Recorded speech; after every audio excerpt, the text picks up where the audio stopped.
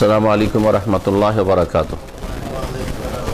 बिस्मिल्लाहिर्रहमानिर्रहीम। अल्हम्दुलिल्लाहि रब्बिल आलमीन वस्सलातु वस्सलामु अला सय्यिदिल मुरसलीन नबियना मुहम्मद व अला आलिहि व सहबिहि अजमाइन। अम्मा बाद फ़क़द क़ाल अल मुअल्लिफ़ रहिमहुल्लाहु तआला अल मर्तबतु अस्सानिया अल ईमान व हुवा बिदउन व सबऊन शुअबा व अअलाहा क़ौलु ला इलाहा इल्लल्लाह व अदनाहा इमाततुल अज़ा अनित तरीक़ वल हयाउ शुअबतुम मिनल ईमान व अरकानुहु सित्ता अन तु'मिना बिल्लाहि व मलाइकतिहि व कुतुबिहि व रुसुलिहि वल यौमिल आखिर वल क़द्रि खैरिहि व शर्रिहि। মহান আল্লাহর সমস্ত প্রশংসা যে আল্লাহ পাক রব্বুল আলামিন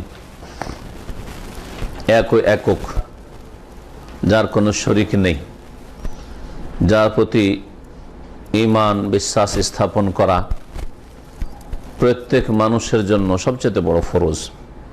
অন্তর থেকে বিশ্বাস করা, কথার দ্বারা স্বীকৃতি দান করা, আল্লাহর প্রতি বিশ্বাসের শাহাদাত প্রদান করা এবং আল্লাহ রাসূল সাল্লাল্লাহু আলাইহি সাল্লামের রিসালাতের শাহাদাত সাক্ষ্য প্রদান করা আর কাজের মাধ্যমে ঈমানের প্রমাণ পেশ করা প্রত্যেক আদম সন্তানের উপর আল্লাহ পাক ফরজ করেছেন। তার সাথে সাথে জিনদের উপর আল্লাহ পাক ফরজ করেছেন। এর মাধ্যমে আল্লাহ পাকের ইবাদত হতে পারে। সালাত এবং সালাম নাযিল করেন মুহাম্মদুর রাসূলুল্লাহ সাল্লাল্লাহু আলাইহি সাল্লামের উপর, যিনি এই উম্মতের সর্বপ্রথম মুমিন, আউয়ালুল মুমিনিন ছিলেন। আমাদের ধারাবাহিক আলোচনা সালাসাতুল উসুল, তিনটি মূলনীতি নামক কিতাব থেকে বেশ কিছুদিন ধরে চলে আসছে। আজকে শুরু হবে ঈমানের পর্ব। ইসলাম, ঈমান, ইহসান, তিনটি মূলনীতির মধ্যে প্রথম মূলনীতি ছিল আল্লাহ সম্পর্কে জ্ঞান অর্জন করা। দ্বিতীয় ছিল আল্লাহর দিন সম্পর্কে জ্ঞান অর্জন করা। তো আমরা দ্বিতীয়তে চলছি না? আল্লাহর দিন সম্পর্কে জ্ঞান অর্জন করা। আল্লাহর দিনের স্তর হচ্ছে কয়টি? তিনটি। কি কি? ইসলাম, ঈমান, ইহসান। ইসলাম সম্পর্কে গত সপ্তাহগুলিতে আলোচনা হয়েছে। ইসলামের 5টি স্তম্ভ আর সেগুলির দলিল বিস্তারিত না হইলেও সংক্ষেপে যথেষ্ট আলোচনা হয়েছে। একজন মুসলিমের জন্য এতটুকু জেনে তা পালন করা নাজাতের জন্য ইনশাআল্লাহ যথেষ্ট। ইসলামের পরে যে স্তরটি রয়েছে দিনের, সেটা হচ্ছে ঈমানের স্তর। তাহলে ইসলাম থেকে শুরু হয়। প্রথম একজন মানুষের ইসলামী জীবন শুরু হয় কি দিয়ে? ইসলাম দিয়ে শুরু হয়। আর যখন শুধু ইসলাম বলবো তার মানে এই নয় যে তার ভিতরে ঈমান নেই, ওতে ঈমানও শামিল রয়েছে, কিন্তু ঈমানের খুঁটিনাটি বিষয়গুলি, ঈমানের বিস্তারিত আলোচনা তাতে আসে নাই। ইসলামকে আলাদা করে যখন বর্ণনা করবেন তখন ইসলামের স্তম্ভ হচ্ছে কয়টি? 5টি। প্রত্যেকটি সম্পর্ক হচ্ছে বাহ্যিক কাজকর্মের সাথে।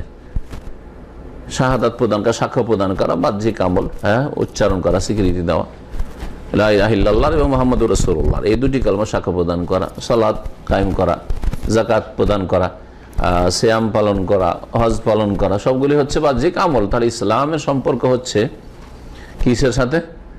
বাহ্যিক মানুষের কাজকর্ম আমলের সাথে, দিনী আমলের সাথে। ঈমানের সম্পর্ক অন্তরের সাথে। তো দিন সম্পর্কে যে জ্ঞান অর্জন করতে হবে, ইসলাম সম্পর্কে, ঈমান সম্পর্কে, ইহসান সম্পর্কে, এই ঈমান সম্পর্কে আজকে আলোচনা শুরু হবে। ঈমানের দুটি বিষয় রয়েছে, একটি হচ্ছে ঈমানের আরকান আর একটি হচ্ছে ঈমানের শোভা। আরকান মানে হচ্ছে ঈমানের স্তম্ভ, ঈমানের খুঁটি। রুকনের বহু বচন আরকান, আরকানুল ঈমান। আর শুআবুল ঈমান মানে ঈমানের শাখা প্রশাখা, শুআবাতুনের বহু বচন। এই দুটি বিষয় দিয়ে শুরু করছেন লেখক। বলছেন আল মারতাবাতুস সানিয়া, দ্বিতীয় স্তর। কিসের দ্বিতীয় স্তর? মিন মারাতিবিদ দিন, দিনের 3টি যে স্তর রয়েছে তার দ্বিতীয় স্তর হচ্ছে আল ঈমান, বিশ্বাস স্থাপন করা। ঈমানের শাব্দিক অর্থ কি? ঈমান মানে কি? বিশ্বাস করা। ঈমান মানে শাব্দিক অর্থ হচ্ছে, আবিধানিক অর্থ হচ্ছে বিশ্বাস করা।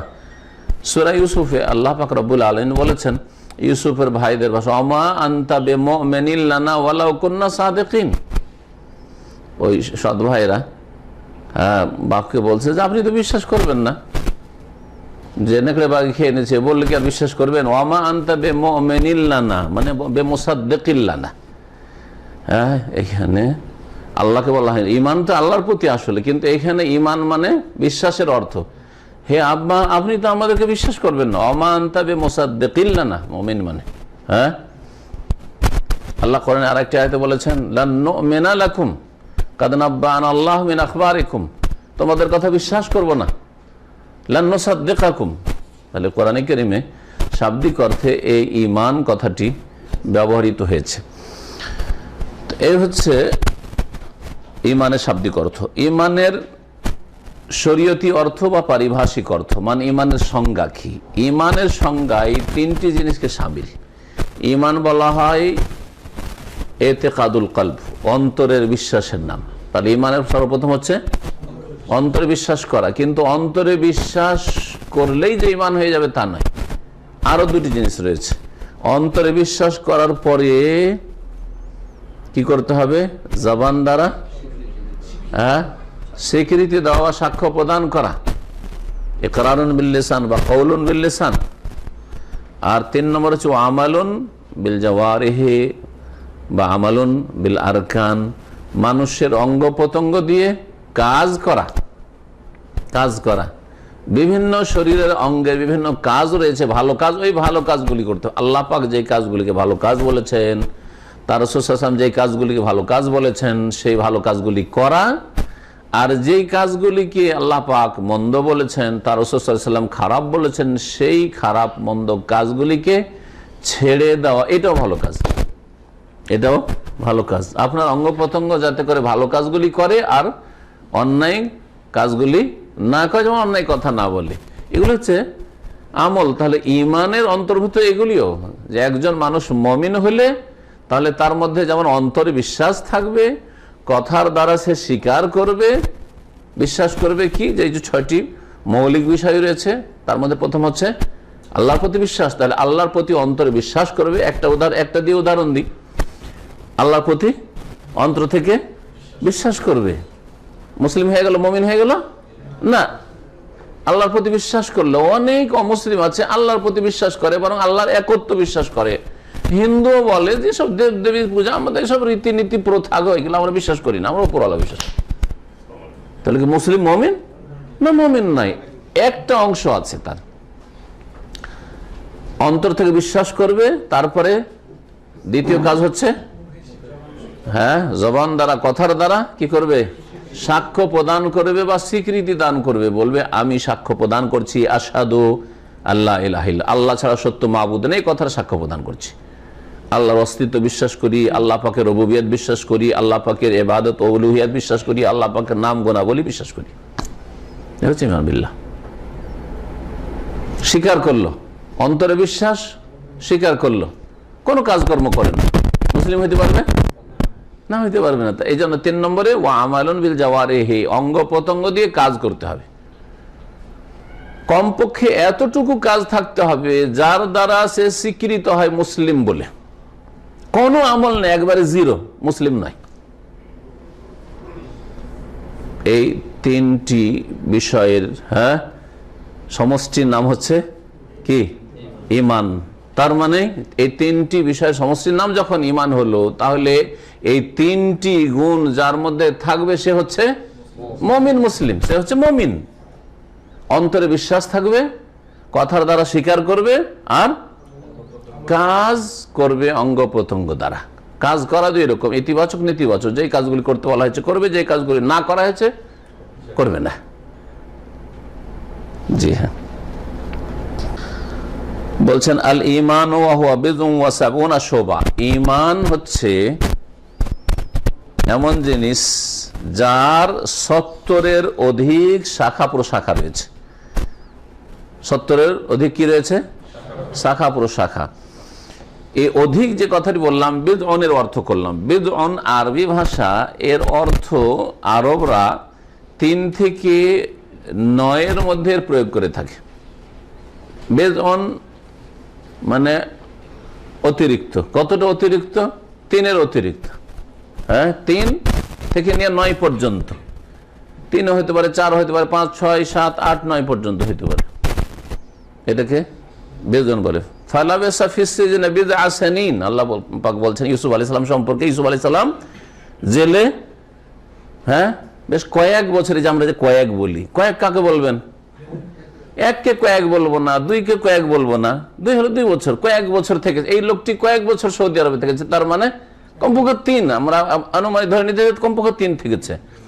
আর 5, 7, 9 হইতে পারে, কয়েক বছর। আমাদের কয়েক বছর কথাটি আবার তারও বেশি হইতে পারে, কারণ এইরকম কোনো মানে বাঁধা ধরা কিছু নাই যে 15 বছর হলে কয়েক বছর বলা যাবে না। যদি চলে আসছে অনেক বছর, তখন একটা শব্দ চলে আসছে। আরবদের না বাঁধা ধরা আছে, বেজন মানে 3 থেকে নিয়ে 9 এর মধ্যে। সুতরাং ইউসুফ আলাইহিস সালাম জেলে থেকেছে 3 এর কম নয় আর 9 এর বেশি নয়। বুঝা গেছে? ফালাবিসা ফিস সিজনি বিদআ সিনিন। এখানে লেখক বলছেন হাদিসের ভাষায়, লেখক তো বলে দিতে পারতেন যে এতগুলি রয়েছে।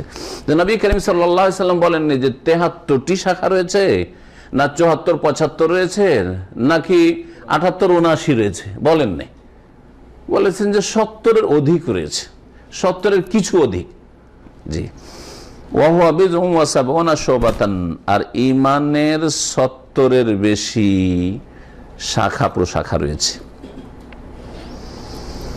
এই শাখা প্রশাখা সম্পর্কে নবী করিম সাল্লাল্লাহু আলাইহি সাল্লামের হাদিসে বহু শাখা, বরং সবগুলি শাখা বর্ণিত হয়েছে। কোরআনে কারীমেও আছে, যে কিছু যদি কোরআনে কারীম না থাকে তো রাসূলুল্লাহ সাল্লাল্লাহু আলাইহি হাদিসে রয়েছে। এই শাখা, বিশেষ করে ঈমানের শাখা প্রশাখার ওপরে একটি কিতাব ইমাম বাইহাকি, প্রখ্যাত মুহাদ্দিস, তিনি লিখেছেন। কিতাবের নাম হচ্ছে শুআবুল ঈমান। কিতাবের নামই হচ্ছে শুআবুল ঈমান। মিশকাত যারা পড়বেন, মিশকাত একটি হাদিসের প্রসিদ্ধ কিতাব, 12 উপমহাদেশে বাংলায় অনুবাদ আছে। বেশ কিছু হাদিস রয়েছে। আখরাজাহুল বাইহাকি ফি শুআবুল ঈমান, ইমাম বাইহাকি বর্ণনা করেছেন হাদিসটি কোন কিতাবে? শুআবুল ঈমান নামক কিতাবে, ঈমানের শাখা প্রশাখা সম্বলিত কিতাবে। ইমাম বাইহাকির আরেকটি কিতাব রয়েছে, সেটাতে আহকাম, মাসলা, মাসাইল সম্বলিত হাদিস রয়েছে, তার নাম হচ্ছে সোনানে কুবরা। আর সোনানুল কুবরা লিল বাইহাকি, ইমাম বাইহাকি সোনানে কুবরা। তো 70-এর বেশি কি রয়েছে? ঈমানের শাখা প্রশাখা রয়েছে। নবী করিম সাল্লাল্লাহু আলাইহি সাল্লাম 3টি শাখা বলে দিয়েছেন, ওপর দিকে একটা, মাঝখানে একটা, আর একটা শেষখানে একটা, আর বাকি বহু শাখা প্রশাখা রয়েছে, যেগুলির দিকে ইঙ্গিত করা হয়েছে 70-এর বেশি বলে। বুখারীতে এবং মুসলিমে এই 70-এর অধিক বলা হয়, কিছু অধিক বলা হয়েছে। একটি রওয়ায়াতে রয়েছে 60-এর অধিক, 60-এর অধিক। হতে পারে যে নবী করিম সাল্লাল্লাহু আলাইহি সাল্লাম প্রথম 60-এর অধিক বলেছেন, তারপর নবী সাল্লাল্লাহু আলাইহি সাল্লামকে জানানো হয়েছে, তখন আরো বাড়িয়েছেন। এটাও হইতে পারে সম্ভাবনা। আবার এটাও হইতে পারে যে বর্ণনাকারী 70-এর জায়গায় 60 বলে দিয়েছেন, এটা সম্ভাবনা, ভ্রমের সম্ভাবনা রয়েছে। ভ্রম হওয়ার সম্ভাবনা নেই কি মানুষের? নবী সাল্লাল্লাহু আলাইহি সাল্লামের নাই, কিন্তু সাহাবীর হইতে পারে, ভ্রম হইতে পারে, আল্লাহু আ'লাম। তো তারপরে যদি কেউ কম সংখ্যা বলে আর কেউ বেশি বলে, তো কোনটা নেবেন আপনি? বেশিটা যদি বিশ্বস্ত ব্যক্তির মাধ্যমে বর্ণিত হয় তাহলে নেওয়া যাবে। হ্যাঁ, বেশিটা সবসময় নেওয়া যাবে না। যদি দেখেন একটা লোক বেশি বলছে কিন্তু লোকটার কথা ঠিক নেই, কথার জমা খরচ নেই, আমাদের বলে কথা বেশি বলে, তাহলে কথা নেওয়া যাবে না। মিথ্যে কথা বলে, মরিচ মশলা দিয়ে কথা বলে, তাহলে তোর কথা বিশ্বাস করা যাবে না, বলা যায় না, হয়তো বাড়িয়ে বলছে। কিন্তু একটা লোক হয়তো কম জেনেছে আর একটা লোক বেশি জেনেছে, বিশ্বস্ত ব্যক্তি, তাহলে তখন বেশিটাই নেওয়া যাবে। জিয়াদাতু সিকাতে মাকবুলাতুন, যে নীতিমালা রয়েছে মুহাদ্দিসিন কিরামদের, যে নির্ভরযোগ্য ব্যক্তি যদি অতিরিক্ত কিছু বর্ণনা করে, তাহলে তা গ্রহণযোগ্য। সবচাইতে ওপরের শাখা হচ্ছে কওলু লা ইলাহা ইল্লাল্লাহ, আল্লাহ ছাড়া কোন সত্য মাবুদ নেই, এ কথা বলা। লা ইলাহা ইল্লাল্লাহ, এই কালেমা বলা, অন্তর বিশ্বাসের সাথে বলা। তাহলে বলাটিকেও কি বলা হয়েছে? এখানে ঈমানের শাখা বলা হয়েছে। বিশ্বাস করা তো আছেই শাখা, কিন্তু যে মুখে লা ইলাহা ইল্লাল্লাহ বলছেন আপনি, একজন মুসলিম, বাইরের স্বীকৃতি দান করছেন, এটাও কি ঈমানের শাখা? শুধু শাখায় নয়, সবচাইতে উচ্চ শাখা। কারণ ভিতরেই যদি থেকে যেত, কথাটা যদি মুখ দ্বারা তা প্রকাশ না পেত, জবান দ্বারা, আর আপনি যদি স্বীকৃতি না দান করতেন তাহলে এই অন্তরের বিশ্বাস আপনার কোনো কাজে আসতো না, কোনো কাজে আসতো না। আপনাকে মুসলিম বলে গণ্য করা হইতো না।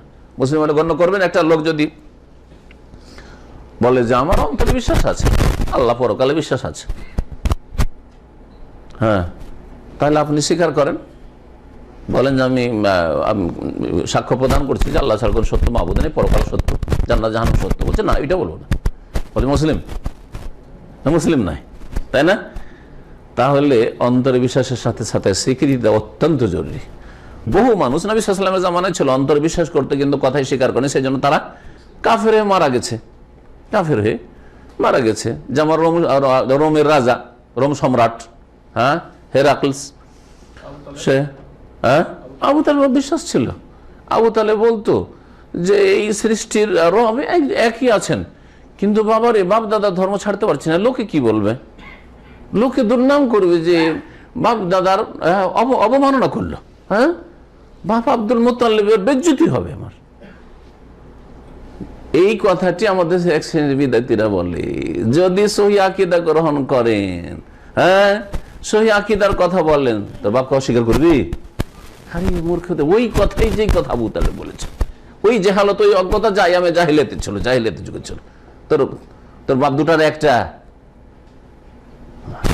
কোথাকার কথা কোথায় নিয়ে লাগিয়ে ওকে গোমরা করে জাহান্নামে নিয়ে যাবে। তোর বাপ এক না দুই। তোমার বাপ যদি শিরকের উপরে থাকে, কুফরের উপরে থাকে, তাহলে তোমাকে শিরক কুফরের উপরে থাকতে হবে, কবর মাজার পূজার উপরে থাকতে হবে, বিদআতের উপরে থাকতে হবে। দিনের ক্ষেত্রে বাপদাদা ধর্মে থাকতে, দুনিয়ার ক্ষেত্রে কেন বাপদাদা ধর্মে থাকতে হবে না? আমাদের অধিকাংশ লোক বাপদাদা চাষি ছিল, হয় চাষি ছিল, না হয় মজুর ছিল, দিন মজুরি করতো, আর না হলে অন্যরকম কোনো কিছু খেটে খেত, হাতের কাজ টাজ করে খেত, হ্যাঁ, ঠিক কিনা? আমার বাপ টেলার থাকলে আমাকে টেলার থাকতে হবে নাকি? হ্যাঁ, আমার কারো বাপ যদি চাষি থাকে তো চাষি থাকতে হবে নাকি? আমার বাপ যদি মুন্সি থেকে থাকে, আলেম না হয়ে থাকে, আমাকে তো আলেম হওয়াটা তো জুলুম হয়ে গেছে, তাহলে জালেম হয়ে গেছে আলেম হয়ে, তাহলে নাকি মুন্সি থেকে যেতে আমাকে? আশ্চর্য কথা। বাপ পাসপোর্ট তো দেখেইনি, পাসপোর্ট নামটা উচ্চারণ করতে পারবে না। অনেকের বাপ আছে ভালো করে উচ্চারণ করে, পাসপোর্টই উচ্চারণ করতে পারবে না, কি বলতে কি বলে।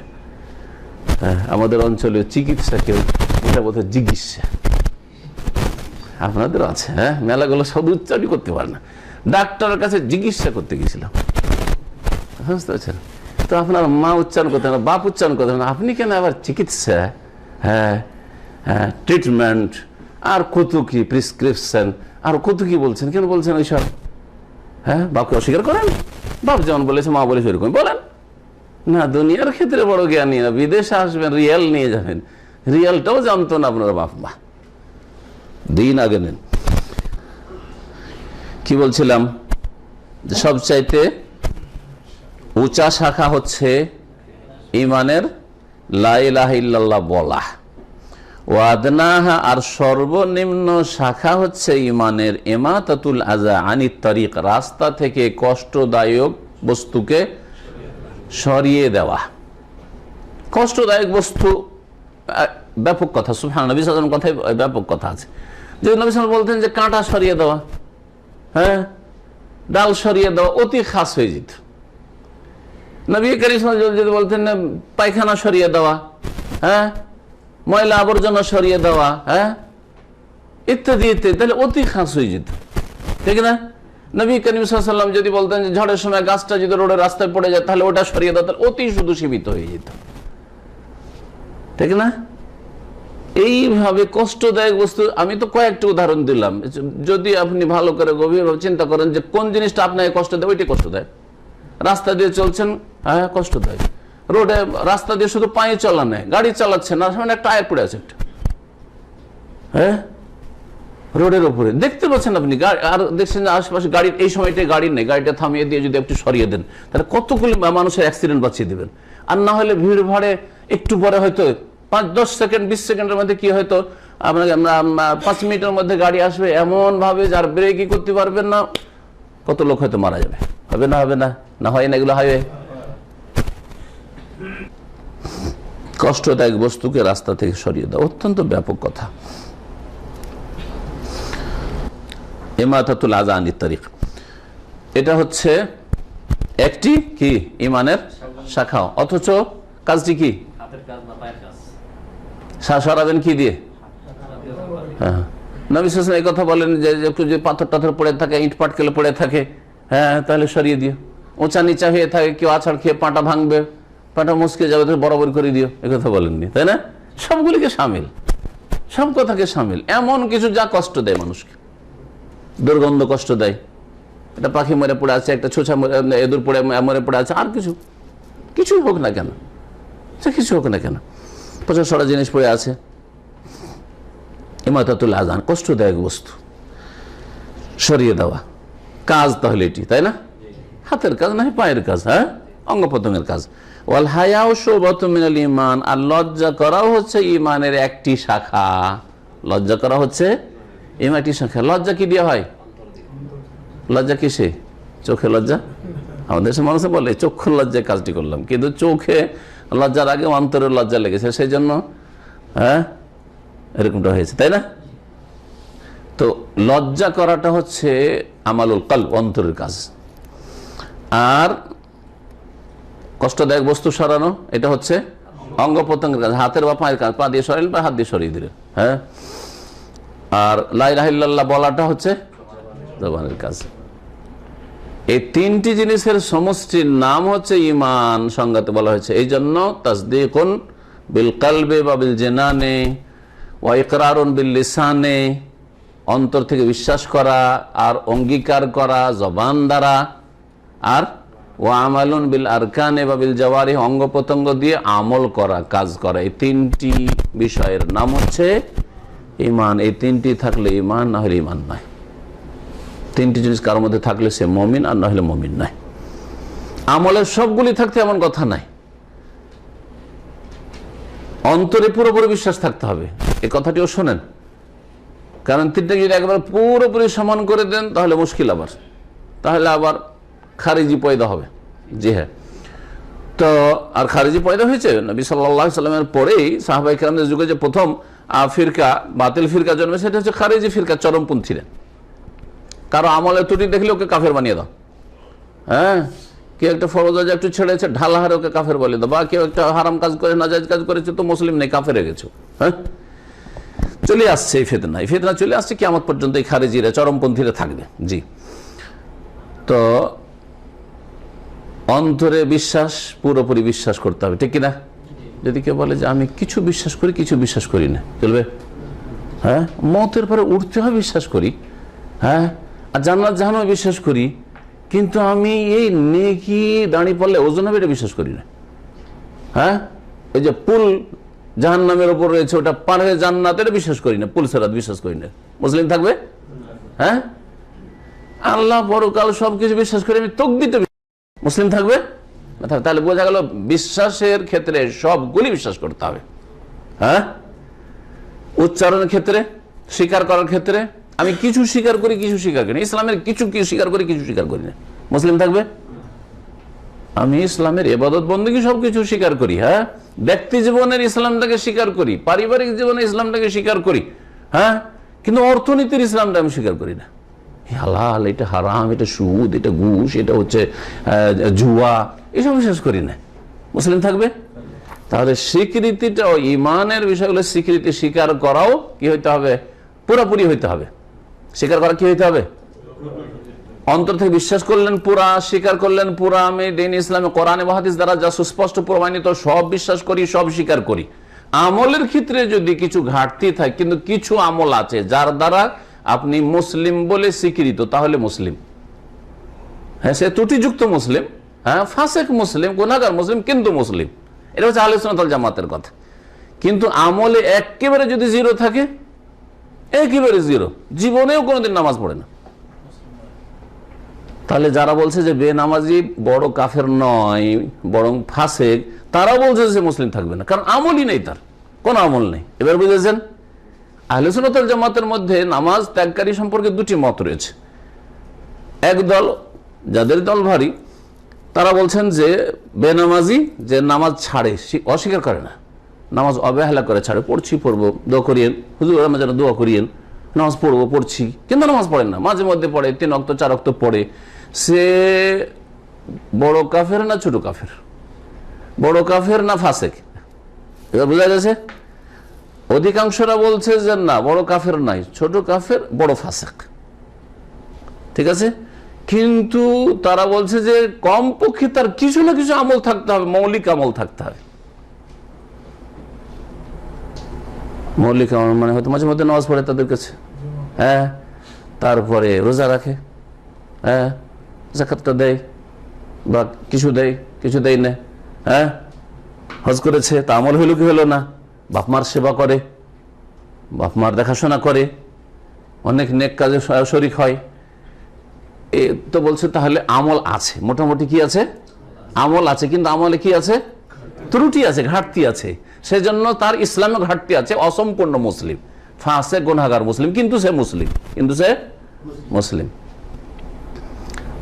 আর গবেষক ওলামারা বলছেন যে বেনামাজি বড় কাফের, সে মুসলিম থাকে না, বেনামাজি যে হয়ে যায় সে কি হয়ে যায়, হ্যাঁ। তাহলে তাদের কাছে কমপক্ষে মুসলিম থাকার জন্য কি করতে হবে, 5 ওয়াক্ত নামাজের আমলটা থাকা লাগবে, 5 ওয়াক্ত নামাজের আমলটা থাকা লাগবে। তারপরে যদি সুদখোর, 5 ওয়াক্ত নামাজি কিন্তু সুদ খায়, 5 ওয়াক্ত নামাজি হয়তো মদ খায়, 5 ওয়াক্ত নামাজি কিন্তু আপনার বিভিন্ন পাপে জড়িত, ঘুষ খায়, ফিল্ম দেখে, তাহলে কি বলবেন তাকে, মুসলিম ফাসিক।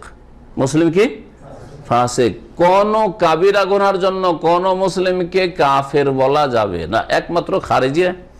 তারা বলছে যে কোনো কাবিরা গুনাহ করলেই কি হয়ে যায়, ইন্না মুরতাকিবাল কাবীরাতি কাফিরুন খারিজুন মিনাল মিল্লাহ।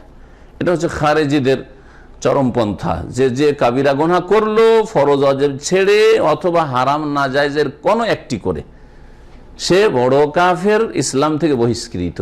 আহলে সুন্নাত ওয়াল জামাতের কেউ বলে না, হানাফিও বলে না, শাফিও বলে না, মালিকিও বলে না, হাম্বলিও বলে না, আহলে হাদিস মুহাদ্দিসিনরা বলে না, কেউ বলে না এই কথা। এবার বুঝেছেন? ইমানের বিষয়টি আজকে ভালো করে স্পষ্ট করে দিলাম। অন্য আলোচনা তো হয়তো আছে, কিন্তু আবার যারা হয়তো নতুন, তারা নতুন প্রথমে শুনলেন, অথবা যারা এর আগে শুনেছেন তাদের আবার নবায়ন হইল, কারণ এই বিষয়টিতে গিয়ে অনেকে স্লিপ করেছে, অনেকের পদস্খলন ঘটেছে, যার ফলে আরে এগুলো সরকারও না নাকি এত বড় অন্যায় কাজ করে, তো কাফের হয়ে যায়। আপনার কাফের ফতোয়া দেওয়াদেরকে দিল। ওর যদি অন্তরে বিশ্বাস থেকে থাকে, আর কথার স্বীকৃতি থেকে থাকে, আর কিছু না কিছু মৌলিক আমল যদি থাকে, হ্যাঁ, আর যারা বলছে যে 5 ওয়াক্ত নামাজ শর্ত, 5 ওয়াক্ত নামাজ থাকে, আর যদি কিছু কাবিরা গুনাহ, অনেক কাবিরা, জুলম অত্যাচার করছে অথবা মদের পারমিশন দিচ্ছে, কাফের হয়ে যায় না তাতে। মদকে যদি হালাল না মনে করে, হালাল মনে করে না, কিন্তু বলছে মদ একটা ইনকাম সোর্স দেশের, হ্যাঁ, বিদেশিরা আসছে, ও তো মদ ছাড়া থাকবে না ইত্যাদি, এরা কে কাফের বলে দেবেন? সেই জন্য বলছে আমি হালাল মনে করি না। করছেন কেন? বলছে দেশের জন্য করছি। তারপরে দেশে অসৎ আছে, সবাইকে সন্তুষ্ট রাখার জন্য, কারণ আমাদেরকে গদিতে থাকলে, ক্ষমতা থাকলে এই হুজুরগুলোকে রাজি রাখতে হবে, আর এই মদখোরগুলোকে রাজি রাখতে হবে, ঠিক কিনা? বেশ্যাখানা কেন রেখেছে? সেই জন্য তারা রেখেছে। বলছে ওদের একটা যুক্তি, খোঁড়া যুক্তি, আমি বলছি না যে এই যুক্তি শরীয়তে কোনো যুক্তি, বুঝা গেছে, কিন্তু খোঁড়া যুক্তি। কিন্তু তারা বলছে না যে বেশ্যাখানা জায়েজ। হ্যাঁ, যদি বলে যে না ব্যভিচার জায়েজ, তাহলে মুসলিম থাকবে না। হ্যাঁ, যদি বলে আপনার কি বললাম মদ হালাল, তাহলে মুসলিম থাকবে না। কিন্তু না, হারাম বলছে, কিন্তু বলছে যে যা করবি কর, এটাও করে দিলাম, ওইটাও করে দিলাম। হ্যাঁ, অনেকে এইরকম ধ্যান ধারণা রাখে, মসজিদ তৈরি করে দিলাম, আর এদিকে তোমাদের জন্য বার ফারও তৈরি করে দিলাম, হ্যাঁ, আর এই ক্লাবও তৈরি করে দিলাম, যেখানে যাবে সেখানে যাও। এটা মনে করে স্বাধীনতা, এটা মনে করে এক ধরনের স্বাধীনতা, অজ্ঞতার কারণে বা দিন না জানার কারণে। তো বলছিলাম যে ঢালাহারে এই জন্য কোনো ব্যক্তিকে, হ্যাঁ, সে সাধারণ ব্যক্তি হোক অথবা অসাধারণ ব্যক্তি হোক, কাফের অত সহজে বলা যাবে না, আর সাধারণ লোকদের জন্য বলাই যাবে না। জি, ঈমান সম্পর্কে আলোচনা করতে গিয়ে বললাম যে নবী করিম সাল্লাল্লাহু আলাইহি ওয়াসাল্লামের কথা যে কত যে ব্যাপক অর্থপূর্ণ, যে 3টি এক্সাম্পল দিয়েছেন ঈমানের শাখার। ঈমানের 70-এর বেশি যে শাখা রয়েছে, তার মধ্যে মাত্র 3টি উল্লেখ করেছেন, কিন্তু 3 ধরনের রয়েছে, এবং ঈমান 3টি বিষয়কে শামিল, তার দিকে ইঙ্গিত করে দিয়েছেন। অন্তরের মেলা কাজ আছে, তার মধ্যে একটি হচ্ছে লজ্জা করা, অঙ্গ প্রত্যঙ্গের মেলা কাজ আছে, তার মধ্যে একটি হচ্ছে কষ্টদায়ক বস্তুকে সরানো। হ্যাঁ, জবান দ্বারা অনেক নেক কাজ, ভালো কাজ আছে, তার মধ্যে একটি হচ্ছে লা ইলাহা ইল্লাল্লাহ বলা, আরেকটা হচ্ছে সুবহানাল্লাহ বলা, আরেকটা হচ্ছে আলহামদুলিল্লাহ বলা, আরেকটা হচ্ছে ভাই কেমন আছেন বলা, আরেকটা হচ্ছে আসসালামু আলাইকুম বলা, আরেকটা হচ্ছে ওয়ালাইকুম আসসালাম বলা। হ্যাঁ, এগুলো ভালো কাজ নয়? হ্যাঁ, কি শরীরটা ভালো আছে, আপনি স্ত্রীর খোঁজ খবর নিয়েছেন, কেমন আছে, ভালো আছে, ছেলে মেয়েদের খোঁজ নিয়েছেন, ছেলে মেয়েরা ভালো আছে, এগুলো কি নেকির কাজ নয়? এগুলো ওই ইমানের অন্তর্ভুক্ত, সব ইমানের অন্তর্ভুক্ত। মেলা কথা আছে এরকম। জি, কুল্লু মারুফিন সাদাকা, প্রত্যেক ভালো কথা কাজ হচ্ছে সাদাকা, নবী সাল্লাল্লাহু আলাইহি ওয়াসাল্লাম বলেছেন। জি, এর দ্বারা খণ্ডন হয় আরেকটি ভুল মতের, সেটা হচ্ছে যে ঈমান শুধু বিশ্বাসের নাম, আর তাহলে অন্তরে বিশ্বাস করলে ঈমান হয়ে গেল তাদের কাছে। আর স্বীকৃতি দান করা বা সাক্ষ্য প্রদান করা জবান দ্বারা, এটা হচ্ছে তাদের কাছে শর্ত।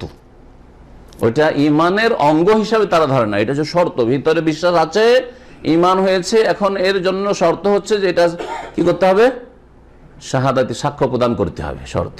আর আমলগুলি তাদের কাছে একদল বলছে যে আননেসেসারি, গায়ের জরুরি, অত জরুরি না, করলে ভালো, না করলে ভালো, নাজাত পেয়ে যাও। এরা হলো মুরজিয়া, পাকা মুরজিয়া, আকীদার ক্ষেত্রে মুরজিয়া, গোমরা। আজকাল অধিকাংশ মুসলিমরা কিন্তু মুরজিয়া হয়ে গেছে।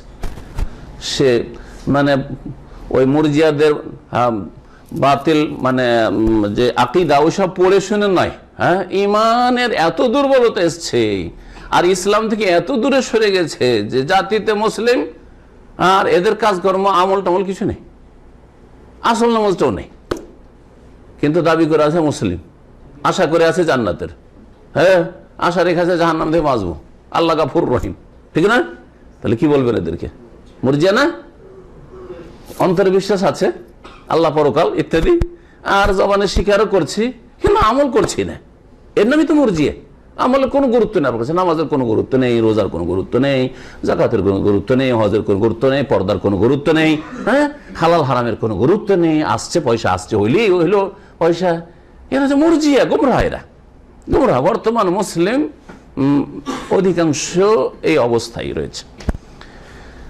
আর একটি মত হচ্ছে ফোকাহাদের মধ্যেকার মুরজিয়া, এই মুরজিয়াদের চাইতে, আকীদার মুরজিয়াদের চাইতে একটু হালকা। ওরা বলছে যে আমলের গুরুত্ব আছে, তবে আমলটা ঈমানের সংজ্ঞার ভিতরে শামিল না। হ্যাঁ, আমলটা পরিপূর্ণতা দানকারী, আমল হচ্ছে মুকাম্মিলাত, আমলগুলি হচ্ছে পরিপূর্ণতা দানকারী ঈমানের।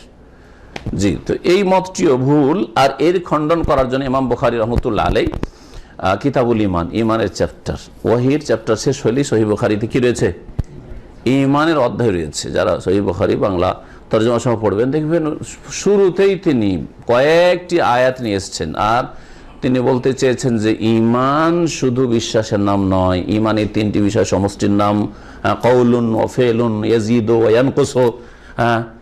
তারপরে যখন ঈমান তিনটি বিষয়ের সমষ্টির নাম, তখন বাড়ে কমে, যাতে কয়েকটা জিনিস শামিল আছে, সেটা বাড়তেও পারে কমতেও পারে, ঠিক না? ঠিক কিনা? জি হ্যাঁ। আর যদি সেটা একটি শুধু হয়, ঈমান শুধু বিশ্বাসের নাম, ওরা বলছে যে বাড়েও না কমে না, বাড়েও না কমে না, এটা ভুল। জি, নবী করিম সাল্লাল্লাহু আলাইহি ওয়াসাল্লামের প্রসিদ্ধ হাদিস, জিবরাইলের হাদিস বলে যে হাদিসটি রয়েছে, 40 হাদিস পড়েছেন আপনারা? 40 হাদিসটি রয়েছে। হ্যাঁ, আর সেই হাদিসটি কি, নবী করিম সাল্লাল্লাহু আলাইহি ওয়াসাল্লামের কাছে জিবরাইল আলাইহিস সালাম আসলেন, সহিহ মুসলিম হাদিসটি রয়েছে। আসার পরে বসে গেলেন সামনে, কেউ ছিলেন না, কিন্তু মানুষের রূপ ধরে এসেছেন, অচেনা মানুষের রূপ ধরে বসে গিয়ে কয়টি প্রশ্ন করেছিলেন? 5টি প্রশ্ন করেছিলেন। প্রথম প্রশ্ন ছিল ইসলাম সম্পর্কে, 2 নম্বর প্রশ্ন ছিল ঈমান সম্পর্কে, 3 নম্বর ছিল ইহসান সম্পর্কে, 4 নম্বর ছিল কিয়ামত সম্পর্কে, 5 নম্বর ছিল কিয়ামতের লক্ষণ সম্পর্কে।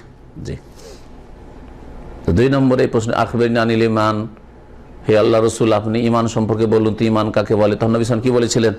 বলেছেন আল ঈমান আন তুমিনা বিল্লাহি ওয়া মালাইকাতিহি ওয়া কুতুবিহি ওয়া রাসূলিহি ওয়াল ইয়াউমিল আখিরে ওয়া তুমিনা বিল কদরি খাইরি ওয়া শাররি। ঈমান হচ্ছে এই যে তুমি আল্লাহর প্রতি বিশ্বাস করবে। তাহলে ঈমানের কথা যখন জিজ্ঞাসা করা ইসলামের পরে, তখন নবী করিম সাল্লাল্লাহু আলাইহি সাল্লাম শুধু বিশ্বাসের বিষয়গুলি উল্লেখ করলেন। আল্লাহর প্রতি বিশ্বাস করবে, মালায়েকা ফেরেশতাগণের প্রতি বিশ্বাস করবে, আল্লাহ পাকের কিতাবসমূহ যে নাযিল কিতাব আসমানি কিতাব রয়েছে সেগুলোর প্রতি বিশ্বাস করবে, তার রাসূলগণের প্রতি বিশ্বাস করবে, ওয়াল ইয়াউমিল আখির পরকালের প্রতি বিশ্বাস করবে, পরকাল মওত থেকে শুরু করে জান্নাত জাহান্নাম পর্যন্ত যতগুলি বিষয় রয়েছে কোরআনে বা হাদিসে বিশ্বাস করবে। ওয়া তুমিনু বিল কদরি খাইরি ওয়া শাররি, ভালো মন্দ তাকদীর কেউ বিশ্বাস করবে। এই বলেছেন নবী করিম সাল্লাল্লাহু আলাইহি ওয়াসাল্লাম। জি, এগুলোকে কি বলা হয়? এই যে 6টি বিষয় নবী সাল্লাল্লাহু আলাইহি ওয়াসাল্লাম বলেছেন, এগুলোকে কি বলা হয়? আরকানুল ঈমান। ঈমানের কি বলা হয়? স্তম্ভ বা রুকুন বলা হয়। তাহলে ঈমানের রুকুন আর ঈমানের শোভা শাখা। রুকুন মানে হচ্ছে স্তম্ভ খুঁটি, আর কি বললাম শোভাতুন মানে হচ্ছে শাখা। ওয়ারকানুল সিত্তাতুন, তাই লেখক বলছেন যে ঈমানের রুকুন সমূহ হচ্ছে 6টি। যেই 6টির কথা হাদিস থেকে বললাম যে আল্লাহর প্রতি, তার মধ্যে প্রথম হচ্ছে আল্লাহর প্রতি বিশ্বাস করা। এই দুটো তো পার্থক্যটা কি? তাহলে পার্থক্য কি? ঈমানের রুকন হচ্ছে 6টি আর ঈমান শাখা হচ্ছে 70-এর বেশি, কিন্তু আমরা তো দেখছি যে ওই শাখা বলতে গিয়ে কি রুকনগুলো ওদের মধ্যে আসে না? চলে আসছে তো, কিন্তু পার্থক্যটা কি? পার্থক্যটা বুঝলেন? পার্থক্য হচ্ছে যে ঈমানের আরকান যে 6টি বলা হয়েছে বা স্তম্ভ 6টি বলা হয়েছে, এই উসুলুল ঈমান বোঝানো হয়েছে, মানে ঈমানের মৌলিক বিষয়গুলি, বেসিক বুনিয়াদী বিষয়গুলি যেগুলির উপর ঈমানের ভিত রয়েছে, এগুলি না থাকলে ঈমানই নেই। এই 6টির একটি যদি আপনার মধ্যে না থাকে তাহলে আপনার ঈমান নেই, আপনি মুমিন না, মুমিন না, আপনি মুসলিম না। যেমন একটু আগে বললাম না যে 5টাই বিশ্বাস করেন কিন্তু আপনি তাকদীর বিশ্বাস করেন না, অথবা আপনি ঈমানের রুকন হচ্ছে 6টি, তাই না? আরে পৌনে 6টাই বিশ্বাস করেন আপনি, পরকালের 1-2টা স্তর বিশ্বাস করেন না। হ্যাঁ,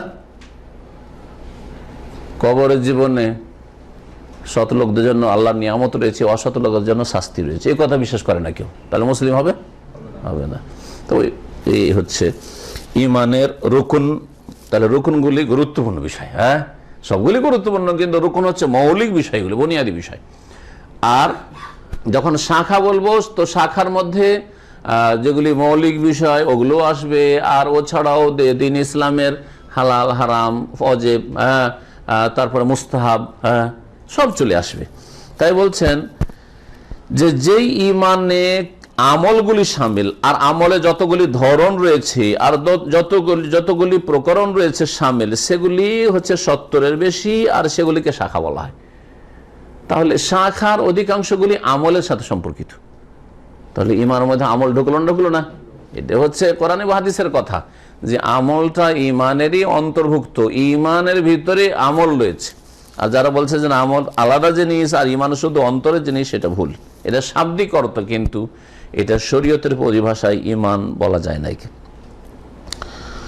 আল্লাহ রাব্বুল আলামিন সালাতকে, নামাজকে ঈমান বলেছেন। সূরা বাকারা আয়াত নম্বর 143 বলছেন ওমা কান আল্লাহু লিইউযিয়া ঈমানাকুম, আল্লাহ এমনটা করবেন না যে তোমাদের আমল, তোমাদের ঈমানকে তিনি নষ্ট করে দিবেন।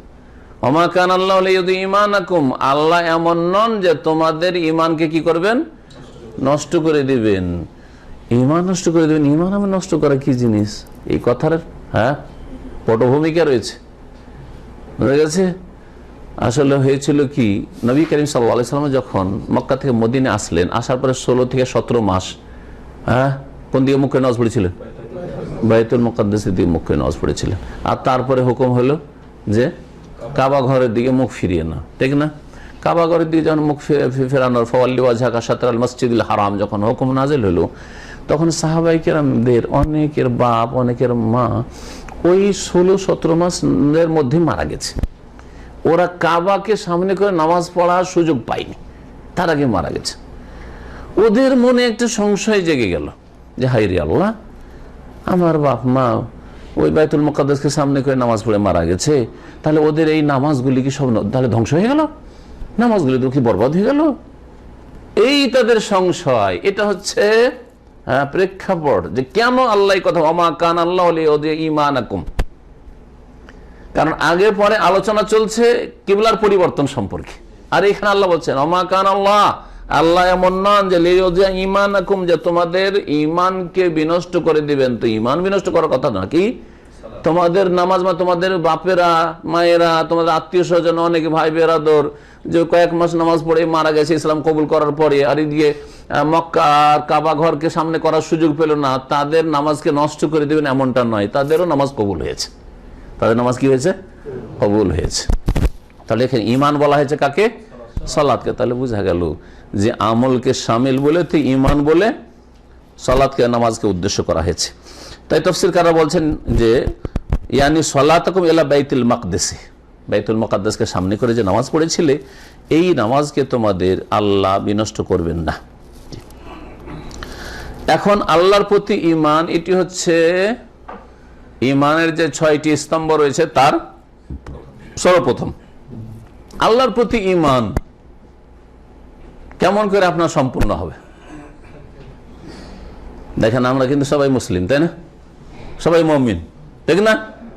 মুমিন মুসলিম, কিন্তু আমরা দিন সম্পর্কে মানে আমাদের জ্ঞানের এত শোচনীয়তা আর এত দুর্বলতা যে দেখেন, হয়তো প্রাকৃতিকভাবে আপনার ঈমান আছে, না যে ঈমান নেই, কিন্তু আপনার ঈমান সম্পর্কে জ্ঞানের অভাব, যে এই বিষয়গুলো বিশ্বাস করতে হবে, না হলে মুমিন হইতে পারবো না, মুসলিম হইতে পারবো না।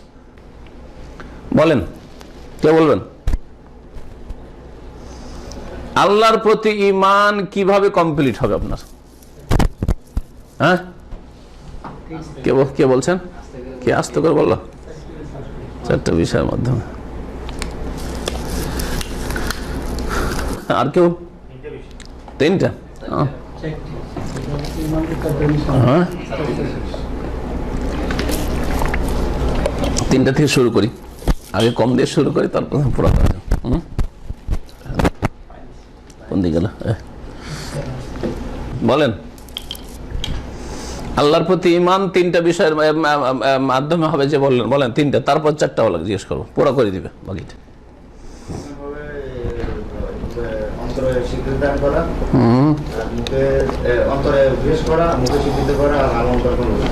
এটা তো ঈমানের সংজ্ঞা, কিন্তু আল্লাহ, এটা হলো সমস্ত কিছুর ক্ষেত্রে আল্লাহর প্রতি ঈমান।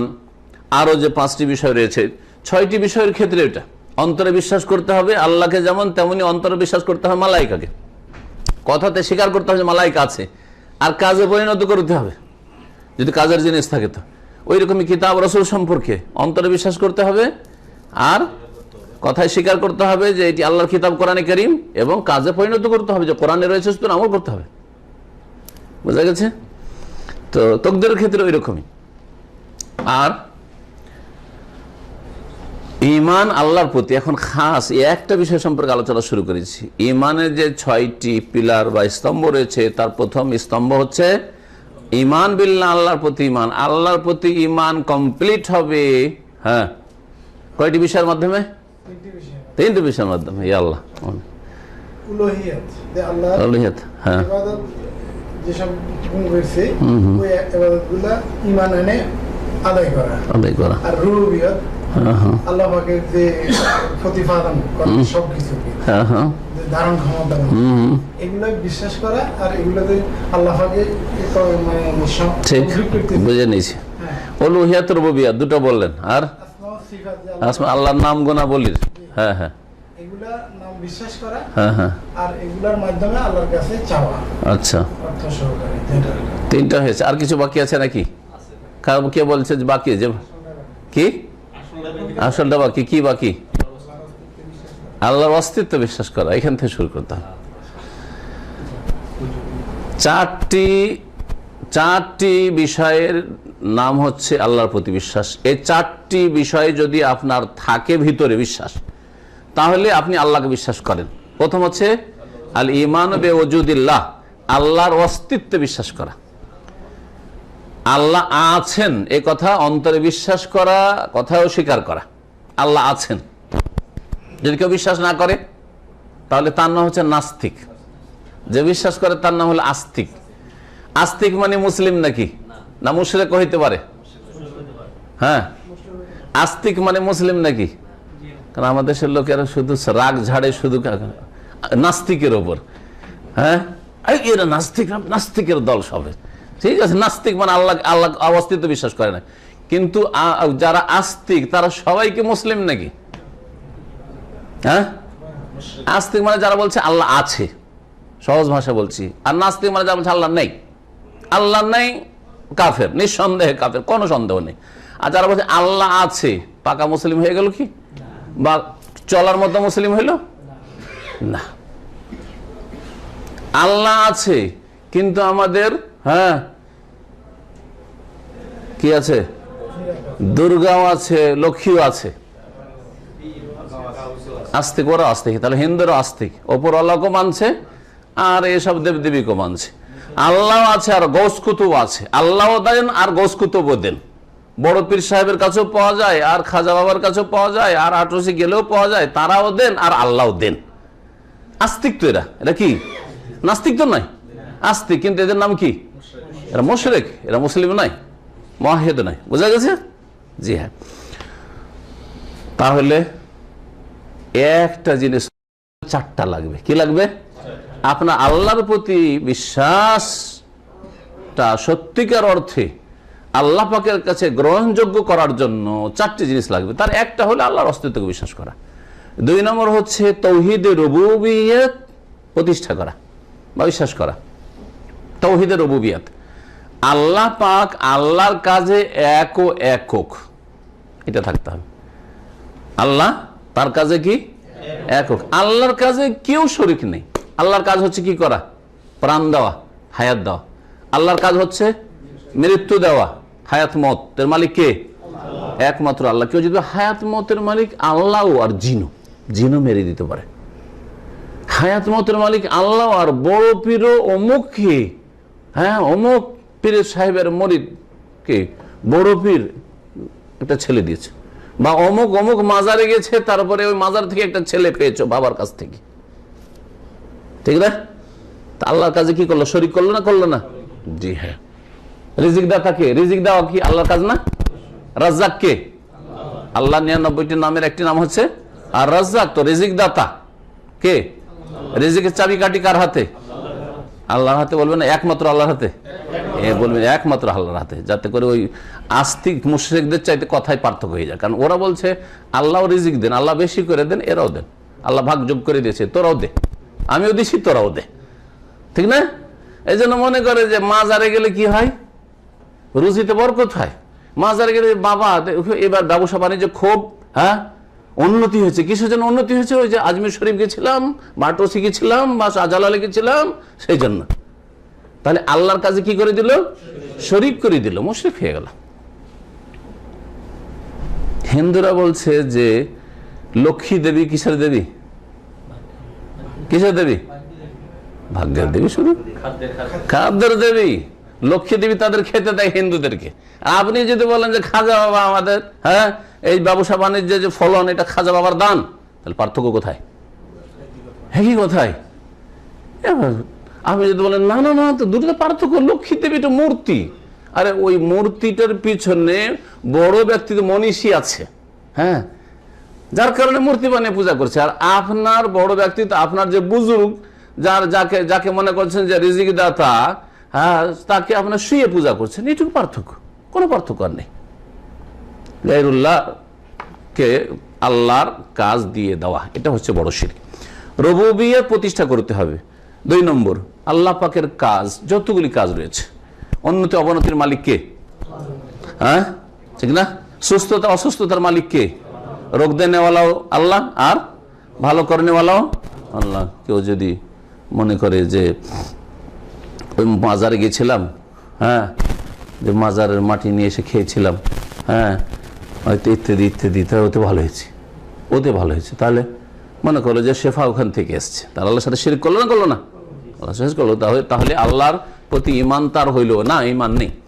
আল্লাহর কাজে আল্লাহর একত্ব প্রতিষ্ঠা করা, তাওহীদ রুবুবিয়ত যেটাকে বলা হয়। খুব সহজ বাংলাও বলে দিচ্ছি, আরবিতেও বলে দিচ্ছি, যেটাতে আমরা মুখস্থ থাকে না থাকে, আমরা মগজে ঢুকিয়ে থাকতে হবে যে এটা আমার থাকতে হবে, না হলে আমার ঈমান থাকবে না।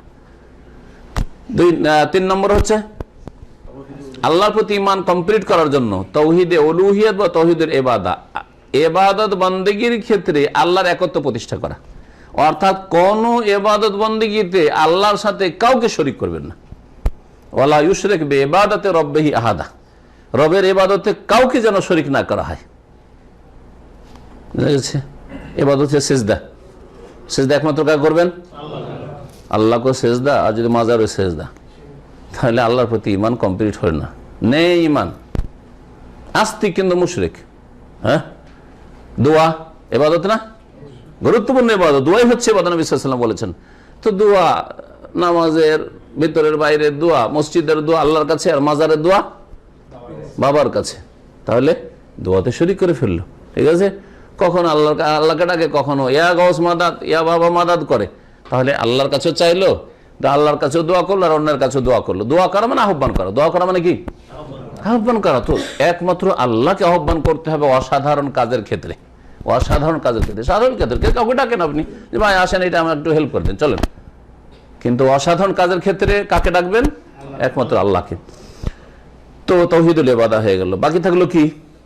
হ্যাঁ, ঈমান কমপ্লিট করার জন্য আর একটা তাওহীদ রয়েছে, তাওহীদুল আসমাই ওয়াস সিফাত। আল্লাহর নাম এবং গুণাবলীর ক্ষেত্রে আল্লাহর একত্ব প্রতিষ্ঠা করা। অর্থাৎ কোরআন এবং হাদিসে আল্লাহর নাম এবং গুণাবলী যেগুলি এসছে, সেগুলি না অস্বীকার না করে স্বীকার করবেন। হ্যাঁ, তার ধরন জানার চেষ্টা না করে, আমি ধরন জানি না কিন্তু বিশ্বাস করি। ঠিক আছে, সাদৃশ্যতা পোষণ না করে, কারোর সাথে তুলনা না করে, বোঝা গেছে? সেগুলি কি করা? বিশ্বাস করা।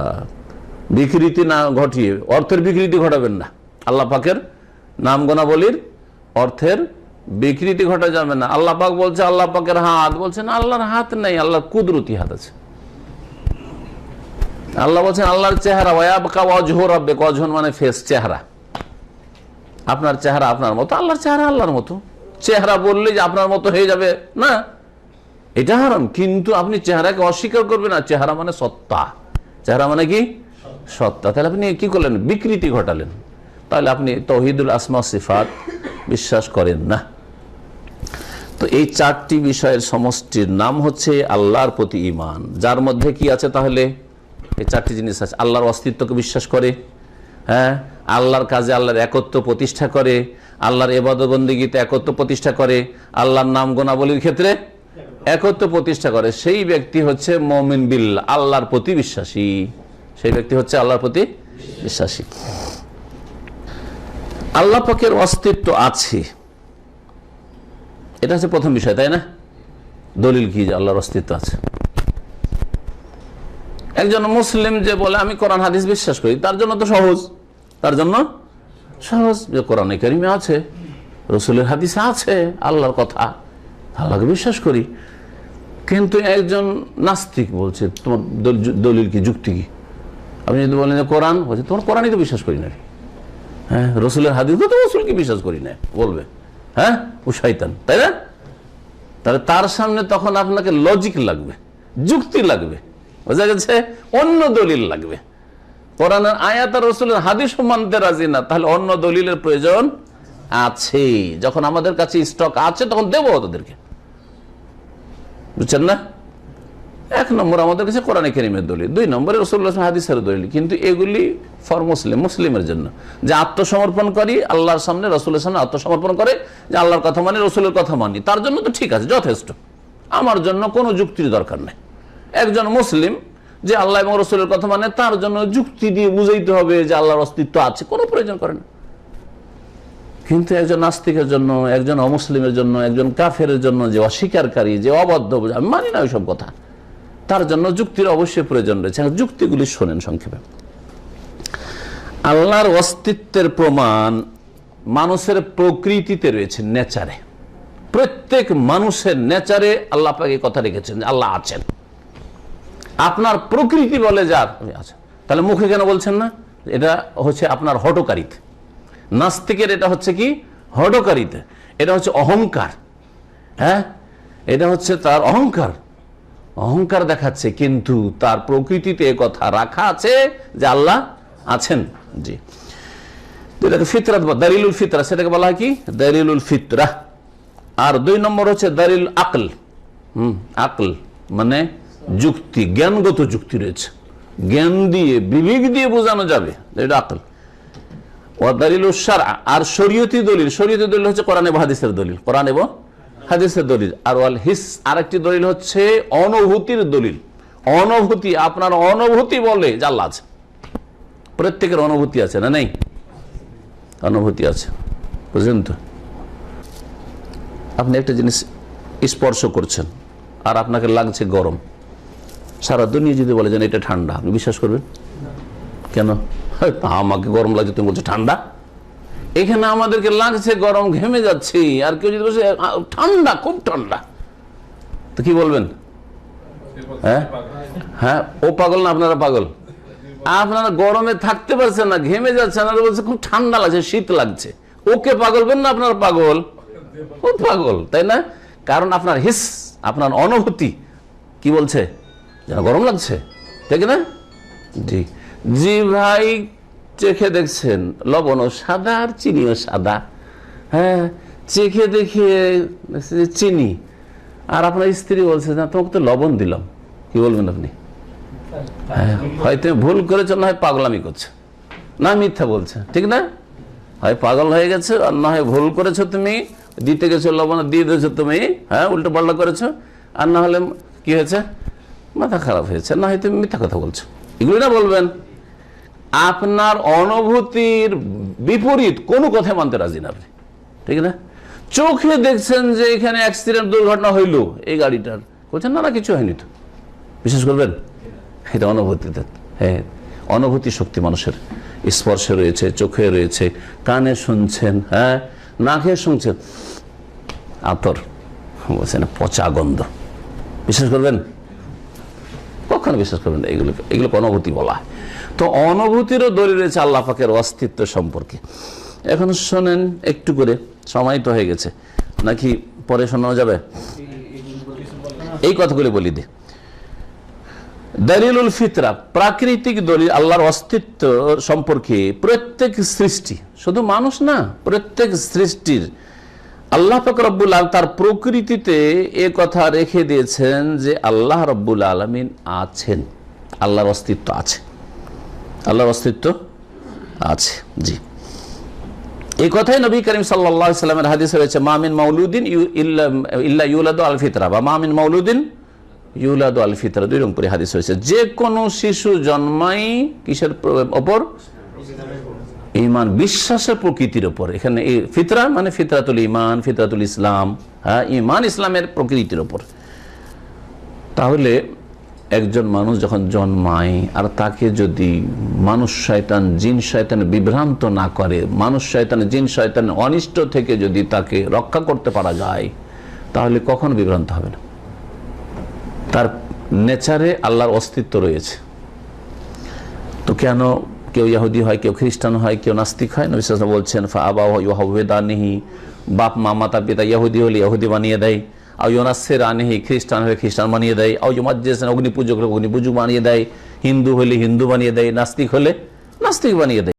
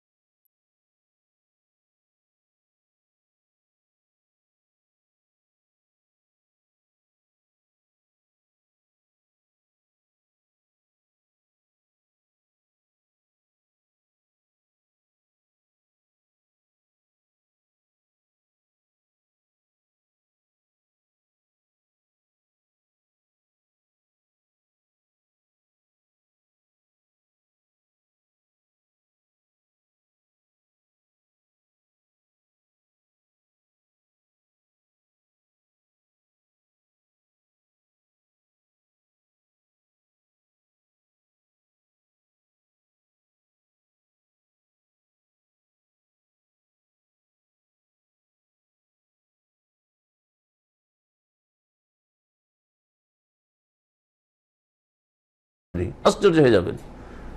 জি জি, আমল করতে শিখেন, কিন্তু বিদাতে আমল করিয়েন না, যে আল্লাহ খতম ইউনুস করবো, ওগুলো আবার করিয়েন না। ইউনুস আলাইহিস সালামের দুয়া, সুবহানাল্লাহ, একটু টেনশন হয়েছে, পরীক্ষিত, সারাদিন একবারে উঠতে বসতে চলতে ফিরতে লা ইলাহা ইল্লা আনতা সুবহানাকা ইন্নী কুনতু গনা গনি না, আল্লাহ গনছে, আল্লাহ ফেরেশতারা করছে, আমার গনার কি দরকার আছে, ঠিক না? আমার কাজ হচ্ছে পড়া, কিন্তু অন্তর থেকে পড়া, শুধু মুখে না, মুখের সাথে অন্তরের মিল রেখে, মানে অন্তর লাগিয়ে পড়া। এই করে দেখা যাচ্ছে সুবহানাল্লাহ, যেই টেনশনটা করছিলাম ওখানে গিয়ে দেখি সব টেনশন হালকা হয়ে গেছে, কিছুই নেই, এমন কোনো ব্যাপারই না। আমি অনেক বড় ব্যাপার মনে করছিলাম। পরীক্ষিত, আপনি পরীক্ষা করে দেখেন, আপনার অনুভূতিতে তখন হাড়ে হাড়ে টের পাবেন যে আল্লাহ দোয়া শুননেওয়ালা আছেন। জি,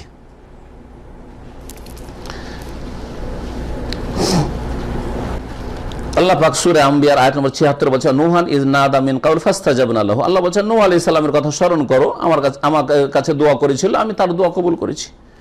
এইরকমই আল্লাহ পাক রব্বুল সূরা আনফালের আয়াত নম্বর ৯ বলেছেন যে বদরের প্রান্তে নবী সাল্লাল্লাহু আলাইহি ওয়াসাল্লাম সাহাবারা দোয়া করেছে, ইস্তাসতাগীসুনা রাব্বাকুম ফাস্তাজাবা লাকুম, রবের কাছে দোয়া করেছে, আল্লাহ পাক তোমাদের ডাকে সাড়া দিয়েছেন, জি, সাহায্য করেছেন। ২ নম্বর অনুভূতির দলিল হচ্ছে আম্বিয়া রাসূলগণের মুজিজা, অলৌকিকত্ব। অস্বীকার করার ক্ষমতা আছে? যে নবী করিম সাল্লাল্লাহু আলাইহি সাল্লামকে মক্কার মুশরিকরা বলল, হে নবী, আপনি যে নবী বলছেন, হে নবী তো বলেন, হে মোহাম্মদ, ইয়া মোহাম্মদ, হে মোহাম্মদ, আপনি যে নবী আর রাসূল হয়েছেন, তো আচ্ছা এই চাঁদটাকে 2 টুকরো করে দেখান তো দেখি, সাফার 2 দিকে। নবী করিম সাল্লাল্লাহু আলাইহি সাল্লাম শুধু ইশারা করেছেন, আল্লাহ পাকের হুকুমে ইশারা, কি হয়েছিল? দ্বিখণ্ডিত হয়েছিল। হ্যাঁ, ইকতারাবাতি সাআত ওয়ান শাক্কাল কমার, ইকতারাবাতি সাআ ওয়ান শাক্কাল কমার, কিয়ামত কাছে এসছে এবং চন্দ্র বিদীর্ণ হয়েছে, আল্লাহ পাক চন্দ্র বিদীর্ণ হয়েছে। তো এই কথা মক্কার মুশরিকরা সাক্ষী দিয়েছে, মক্কার মুশরিকরা সাক্ষী দিয়েছে, অস্বীকার করার ক্ষমতা আছে? তারপর অন্য নবী রাসূলগণের মুজিজা, ঈসা আলাইহিস সালামের মুজিজা, অস্বীকার করার ক্ষমতা আছে যে তিনি মৃতকে কবর থেকে জীবিত করে উঠিয়ে দিতেন, কবর থেকে উঠিয়ে দিতেন জীবিত করে, শুধু মারা গেছে এমন নয়, কবর থেকে মৃতকে, ইউহিল মাউতা বিইযনিল্লাহ, আল্লাহর হুকুমে। কার হুকুমে? আল্লাহর হুকুমে। কিন্তু এক শ্রেণীর পীর আছে আমাদের দেশে, কুম্বে ইজনি, আমার হুকুম উঠতে হবে, আর এটা ইসলাম নাকি? বলে হক্কানি পীর, হক্কানি পীর। আর এই এত বড় কুফরির পরে বলছে না, কথা তো ঠিকই বলেছে। হ্যাঁ, আমার আলোচনার বিরুদ্ধে একটা বই লিখেছে, হ্যাঁ, মুমিনের হাতিয়ার বলে, এই মোটা বই লিখেছে, আর তাতে লিখেছে যে কুম্বে ইজনি, ঠিকই বলেছে। তার মানে ঈসা আলাইহিস সালাম দুর্বল না, আর এরা পীরেরা কত যে ক্ষমতা রাখে, কমবে না, আমার হুকুমে উঠো, আর মৃত জীবিত হয়ে গেল। বুঝা গেছে? এই ইসলাম পালন করে দুনিয়া তো শান্তি হবে না, আখেরাতে শান্তি হবে না, জাহান্নাম ছাড়া, আল্লাহর গজব ছাড়া দুনিয়াতে কিচ্ছু পাওয়া যাবে না। মুসা আলাইহিস সালামের ঘটনা কি অস্বীকার করতে পারবে নাস্তিক? হ্যাঁ, মুসা আলাইহিস সালাম ফেরাউনের ঘটনা অস্বীকার করতে পারবে? মুসলিমরাও জানে যে ফেরাউনের মুসার ঘটনা ঘটেছে।